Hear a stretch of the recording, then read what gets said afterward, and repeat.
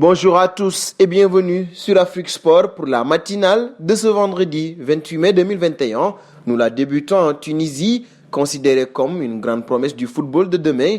Hannibal Mejbri a officiellement choisi de défendre les couleurs des Aigles de Carthage, a annoncé la Fédération tunisienne de football. Né à Ivry-sur-Seine et international tricolore en U16 et U17, le milieu de terrain a notamment été formé à l'INF Clairefontaine et à l'AS Monaco. Il avait ensuite signé à Manchester United pour 10 millions d'euros à l'été 2019 et sort d'une belle saison avec la réserve des Red Devils. De Hannibal, nous passons à Choupo-Moting, plutôt satisfaisant dans le rôle de doublure de Robert Lewandowski. Eric Maxim va être récompensé par le Bayern de Munich. Selon la presse allemande, l'attaquant camerounais en fin de contrat en juin va prolonger pour 2 années supplémentaires avec les Roten. Une belle marque de confiance pour l'ancien buteur du Paris Saint-Germain. Un saut à Liverpool, Ian Wright se fait l'avocat de Sadio Mané. L'ancien joueur d'Arsenal ne comprend pas les critiques des supporters sur l'attaquant sénégalais qui, selon lui, a fini par les amener là où il devait être. Je lisais des trucs où les fans le critiquaient fortement et je ne pouvais pas le croire. Surtout quand on regarde le temps qu'il a fallu à Firmino pour se relancer, a-t-il confié dans son podcast Wrecked His House. De son avis, avec ce que Sadio Mané a fait pour ce club, il ne méritait pas d'être critiqué comme ça. Je n'y croyais pas, il n'y a aucune raison pour que les fans de Liverpool doutent de cet homme.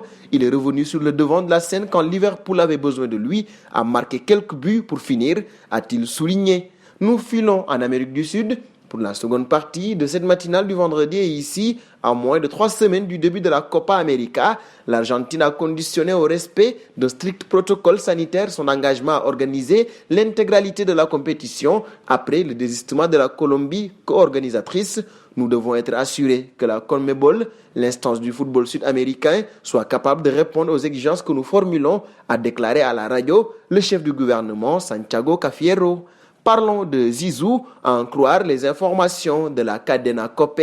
Zinedine Zidane aura bien une porte de sortie. Le technicien français aurait annoncé à ses joueurs du Real de Madrid qu'il comptait bien diriger une équipe de très haut niveau la saison prochaine, une confidence qu'il aurait faite au moment d'annoncer sa décision. Reste à savoir quelle pourrait être cette destination, sachant que la Juventus, avec laquelle il était lié, serait sur le point d'acter le retour de Massimiliano Allegri. Un autre club en France commence à faire tourner les regards des supporters sans qu'aucune rumeur n'ait commencé à filtrer. C'est donc une affaire à suivre.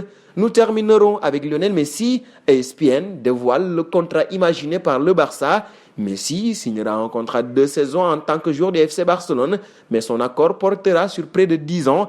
Il sera ensuite ambassadeur du club barcelonais durant l'intégralité de son expérience en MLS, peut-être à l'Inter Miami de David Beckham, avant d'intégrer la direction de la section football du FC Barcelone pour une durée de 5 ans. Le président Laporta devra donner davantage de précisions sur le pacte liant le FC Barcelone à sa légende vivante.